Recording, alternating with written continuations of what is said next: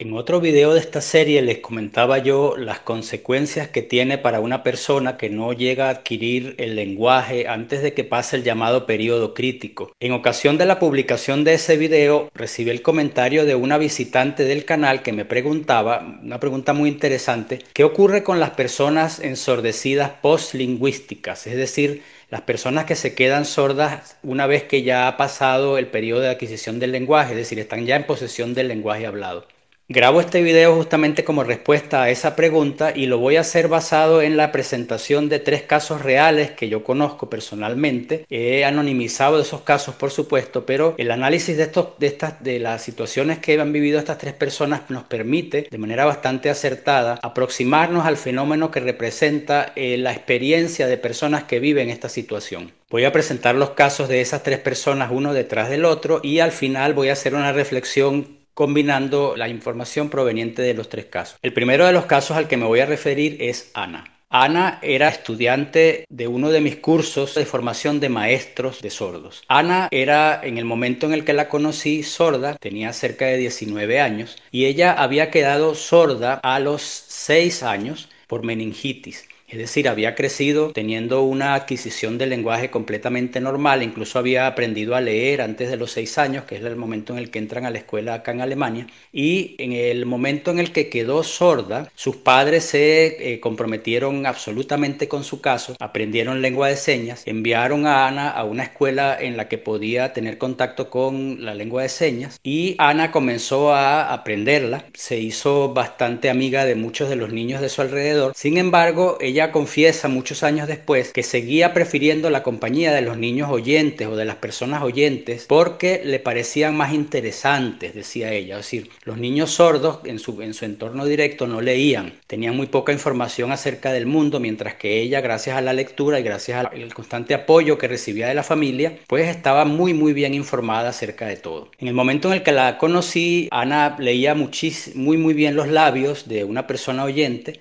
tenía una voz bastante ya deformada por la pérdida del oído, por la falta de feedback en relación con la producción de voz. Sin embargo, se sentía y lo podía hacer bastante bien conversando con personas oyentes, se sentía cómoda. Es interesante que en ese tiempo, por ejemplo, bueno, ya tenía competencias buenas en lengua de señas alemana. Sin embargo, no tenía realmente ninguna dificultad de comunicarse con un entorno oyente. Iba a fiestas de oyentes, bailaba. A mí me llamó la atención una cosa muy particular y era el hecho de que ella siempre tuviera parejas oyentes. Es decir, las parejas que había tenido y que tenía hasta ese momento eran siempre muchachos oyentes. Sin embargo, tenía amigos en las dos comunidades, en la comunidad oyente no señante y en la comunidad sorda o señante en general. Es interesante destacar que a los 18 años, poco antes de que yo la conociera, Ana se había hecho por decisión propia implantar. Lo experimentó durante unos meses, dijo que había llegado incluso a escuchar pájaros, que podía escuchar música. Sin embargo, un detalle muy interesante, no podía discriminar los sonidos del habla. Hizo algún intento de entrenamiento para aprender a hacerlo, se cansó y en algún momento decidió no uso más el implante. En el momento en el que la conocí, todavía a veces cargaba el implante, pero ya al poco tiempo de estar en la universidad decidió prescindir completamente de él. La situación que les describo permaneció más o menos inalterada hasta que Ana terminó sus estudios universitarios y tuvo que comenzar a trabajar en una escuela. En ese momento entró en una crisis profunda, se aisló por algunos meses de su entorno directo, yo perdí el contacto con ella y poco tiempo después que superó esa crisis que duró alrededor de un año, la volví a conseguir. Y me llamó muchísimo la atención que Ana tenía una pareja sorda y no quería hablar. Es decir, siempre nuestra comunicación había estado apoyada en lengua de señas, pero también con mucha verbalización, oralización, porque yo ya me había acostumbrado a su voz y podía comunicarme perfectamente con ella, incluso sin atender a las señas. Sin embargo, ella no, en el momento en el que nos encontramos, no utilizaba para nada la voz, solamente señas. Cuando yo se lo pregunté, me comentó algo que no, yo no sabía, pero que ella había vivido durante muchísimo tiempo antes, que es cuando ella ella hablaba con personas, se dirigía en la calle a personas oyentes para preguntar algo, recibía respuestas en inglés. Ella podía suponer que era inglés porque los movimientos de la boca no eran reconocibles para ella como alemán. Y ella lo había aceptado durante mucho tiempo. Sin embargo, luego de esa crisis, en el momento en el que yo le hice la pregunta, me refirió esa anécdota como algo que ella no estaba dispuesta a seguir tolerando. Es decir, ella me dijo: mi voz no es agradable y yo no quiero seguirme sometiendo a la incomodidad que representa que la gente reaccione ante mí en público de esa manera. Yo prefiero directamente expresarme en señas o por escrito. En mis últimos contactos con ella, más recientes, me di cuenta de que Ana había cortado prácticamente sus contactos con la comunidad oyente no señante, había tomado partido por la comunidad sorda, se había incorporado perfectamente a ella y su círculo social directo estaba formado solo por sordos. Únicamente formaban parte de ella, de ese círculo social, personas de su familia o personas que por razones afectivas, incluso sin dominar las señas, ya estaban pues ganadas, ya habían ganado su corazón, pues ya eran parte de ella. Aparte de este pequeño grupo de personas, el mundo oyente para ella fue absolutamente excluido, es decir, ella tomó partido por una de las dos comunidades. El segundo caso que quiero referir es el de Arturo. Arturo era un hombre sordo, él ya falleció hace algunos años, que tuvo una vida como persona normoyente, es decir, creció toda su vida hablando español y cerca de los 24 años de edad le descubrieron tumores en el cerebro, cuya consecuencia fue que perdiera completamente el sentido del oído. Eso en la extensión de muy pocos meses. Es decir, Arturo se vio de pronto en la situación de estar completamente sordo y se deprimió profundamente. Permaneció en esta situación algunos meses y en este momento, y a partir sobre todo de los servicios de rehabilitación a los que tenía acceso, tomó contacto con algunas personas de la comunidad sorda que le empezaron a mostrar la lengua de señas, se empezaron a interesar por él y él empezó a acercarse a la comunidad sorda. Al poco tiempo de estar en ella, se convirtió en un activista porque él se dio cuenta, encontró una especie de nicho vacío en el cual pudo instalarse muy cómodamente y sentirse muy útil, que era el de servir de puente entre la comunidad sorda y la comunidad oyente debido a sus competencias en lengua escrita. Era una especie de abogado de la comunidad sorda local cuando yo lo conocí. Aun cuando Arturo no abandonó los contactos con la comunidad oyente, sobre todo con las personas que él ya conocía antes de la pérdida del oído, fue reduciéndolas de manera sistemática y muy interesante. Se comunicaba con ellas prácticamente solo a través de las redes sociales, es decir, por escrito. Y de manera equivalente sus contactos con la comunidad sorda, no solamente con la local, sino también a nivel nacional de su país e internacional, se ampliaron de una manera extraordinaria. Es decir, estaba muy activo en las redes sociales, participaba en los foros, se mostraba haciendo señas, replicaba por escrito en muchas ocasiones también. Sin embargo, su voz nunca la utilizaba tampoco. En el caso de Arturo vemos que tomó partido absolutamente abierto por la comunidad sorda, se hizo bilingüe, no abandonó la comunidad oyente de la que provenía, sin embargo redujo prácticamente todos sus contactos a el canal de comunicación en el que se seguía sintiendo cómodo y en el que seguía percibiendo que se podía expresar de manera digna y de manera abierta sin ser cuestionado por nadie, que era la escritura. Y el tercer caso es Magdalena, una abogada oyente muy exitosa, había viajado por el mundo, hablaba muy bien francés, leía, tenía un contacto abundante e intenso con la comunidad de la que formaba parte, tenía una reputación ganada como abogada en disputas ante juicios, etc. Al cumplir los 40 años se le detectó una pérdida auditiva progresiva y fue tan marcado el proceso que ya al cabo de un año o dos había perdido el oído casi por completo. Ya no podía escuchar para nada el habla. Al principio de ese proceso comenzó a aprender a leer los labios, recibió entrenamiento para eso y pudo comunicarse de esa manera durante un tiempo determinado, porque en la medida en la que perdió completamente el oído y la falta de retroalimentación de oír su propia voz hizo que la voz de ella empezara a distorsionarse, y esta falta de control la hizo darse cuenta de que las personas de su entorno no la estaban comprendiendo ya y empezó a reducir por eso, a un poco aislarse todavía más. Cambió, por ejemplo, su actividad de litigante pública a un trabajo de de auditora en una empresa que solamente le requería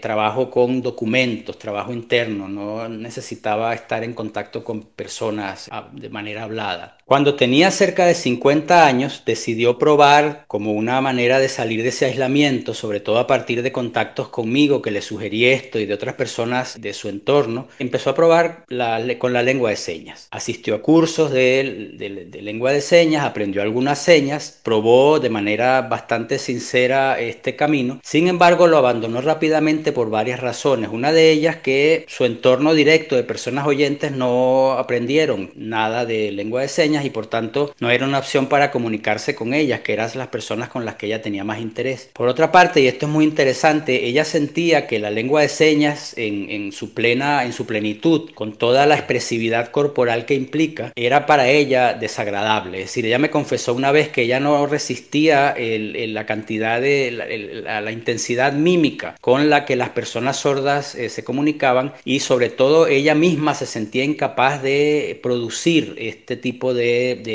expresiones. Decía que era algo que no le nacía, que por más que tratara de hacerlo no lo llegaba a lograr. En ese momento le fue propuesta la idea de implantarse, de hacerse un implante coclear. Ella se interesó por el tema, estudió bastante las consecuencias, las implicaciones, etcétera, y se decidió en contra, fundamentalmente alegando que no quería someterse a todos los riesgos clínicos que implicaba la operación y el mantener el aparato en la cabeza. Debido a esto, terminó Magdalena aislándose completamente, es decir, redujo su círculo personal a lo mínimo, cortó vínculos completamente con el entorno, se pensionó tempranamente y perdimos su rastro. Vamos ahora al análisis de estos tres casos y a tratar de darle una respuesta a la pregunta inicial. ¿Qué pasa con las personas que pierden el oído una vez ya han adquirido la lengua? Como ustedes pueden ver, las reacciones de estas tres personas no son realmente del todo comparables. Hay muchísimos factores, hay muchísimas diferencias en lo que acabamos de revisar. A pesar de que cada persona es diferente, a pesar de que no necesariamente toda persona puesta en una circunstancia comparable va a reaccionar como los tres casos que les acabo de exponer, sí creo, por mi experiencia, que esas reacciones son bastante típicas y sobre todo las consecuencias o las conclusiones que se pueden extraer del análisis de estos tres casos son generalizables. Los tres casos tienen en común pues la pérdida completa del sentido del oído, la exclusión completa, es decir, no hay una pérdida relativa, sino que hay una pérdida radical en muy poco tiempo y esto implica sobre todo para las dos personas que quedaron sordas ya adultas, el entrar en una situación una situación depresiva. No vemos esto en el caso de la niña Ana, muy temprano, pues se adaptó rápidamente a la circunstancia y su entorno también, no así el caso de Arturo y de Magdalena. En los tres casos, la identidad es un factor determinante. Vemos que en el caso de Ana, ella al principio decidió formar parte de los dos mundos, su identidad parecía ser una identidad doble, sin embargo, era bastante interesante ver que ella seguía sintiendo una predilección o una intencionalidad de seguir siendo oyente, de no separarse de ese lazo. Cuando sufre esa crisis de identidad al terminar la universidad, corta sin embargo con el mundo oyente de manera bastante radical, mira de pronto de una manera diferente todas sus experiencias previas con los oyentes, considera que no quiere serlo más y se incorpora de manera completa o casi completa a la comunidad sorda. En el caso de Arturo, él no toma una decisión de identidad inmediata, considera que su identidad oyente es una ganancia en el proceso de incorporarse a la comunidad sorda y realmente sigue formando parte de los dos mundos. Sin embargo, con el paso de los años llega a desarrollar por completo una identificación con la comunidad sorda, una preferencia por la comunidad sorda y como que toma partido por ese grupo, se asimila a ese grupo y hace al otro un poco al lado. En el caso de Magdalena vemos que ella no pudo recuperarse de la pérdida auditiva, es decir, esta pérdida representó para ella un quiebre completo con la vida que llevaba y a pesar de la voluntad que tuvo en procurar cambios, en procurar asimilarse de alguna manera a otra forma de comunicación, no lo logró, es decir, había en ella un rechazo emocional que terminó llevándola a tomar la decisión de aislarse por completo. En este punto quisiera yo, en relación con la identidad, con la identificación con la nueva comunidad y con la nueva lengua de la cual estamos siendo testigos en estos tres casos, de un cierto paralelismo, un interesante paralelismo respecto a la relación que hay entre edad y adquisición de una segunda lengua. Sabemos que adquirir una segunda lengua también implica adquirir y identificarse con una nueva cultura. Esto durante los primeros años de vida es bastante fácil. Vemos a los niños adquiriendo completa competencia en la lengua 2, vemos a los niños identificándose de manera absoluta con la cultura de la nueva lengua. En el caso de jóvenes adultos puede haber la identificación con la cultura nueva, sin embargo no es común que haya una asimilación a esa cultura, sino más bien una especie de capacidad de alternar entre las dos culturas, entre las dos lenguas, permanentemente, sin decidirse por una de las dos. Y por último, en el caso de las personas ya mayores, se hace cada vez más difícil la aceptación de la nueva cultura, de la nueva lengua, y por tanto es bastante difícil que ocurra una asimilación de la nueva situación. Vemos entonces que en el caso de las personas ensordecidas postlingüísticas, lo que ocurre es bastante similar o es comparable a lo que ocurre en el caso de los migrantes. De acuerdo con la edad, mientras más niño, mientras más joven se sea, pues va a haber mayor capacidad de asimilarse a la nueva cultura, de desarrollar competencias en la nueva lengua, y va a haber una mejor identificación emocional, por tanto también un desarrollo de identidad en relación con la nueva cultura y la nueva lengua. Sin embargo, mi explicación no es del todo completa. Aquí juegan un rol factores psíquicos que son muy complejos y que no abordo yo aquí claramente. Solamente menciono algunos aspectos emocionales o de desarrollo de la identidad. Son fenómenos que requieren ciertamente la explicación de un experto, una persona experta en psicología. Y de este modo cierro el video y espero mucho haber podido responder satisfactoriamente la pregunta que me fue formulada y que presenté al principio del video.